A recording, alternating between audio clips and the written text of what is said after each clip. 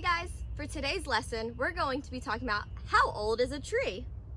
Scientists use something called dendrochronology, which is a scientific method for figuring out how old a tree is.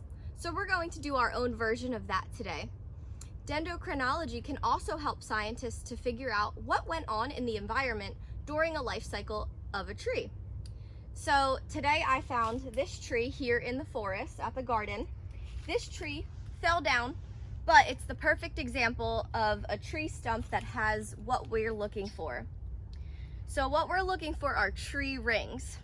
Now these tree rings that you can see here and here help to tell a tree's age, but they can also help us figure out if a tree experienced drought, good weather, insect infestation, or even forest fires. So one ring around equals 1 year of life. So as you can see, there's a lot of rings here. I'm not going to count each and every single one of them, but we can tell that this tree is old. And there's certain things that scientists look for. So in the spring, the tree grows faster and lighter.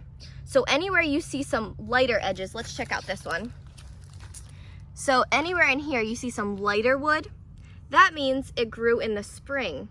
But anywhere you see these dark lines, that means it grew in the summer, because in the summer it grows slower but darker.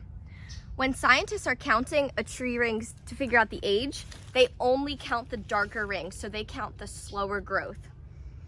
Then for other things, like if we're trying to figure out what went on during this tree's lifetime, we look at things like, how are the rings spaced? If they're spaced evenly all throughout, it means it had good weather. If they're spaced narrow, like in here, it could mean that there was a drought or even an insect infestation. So some other things we look for are scarring spots or holes.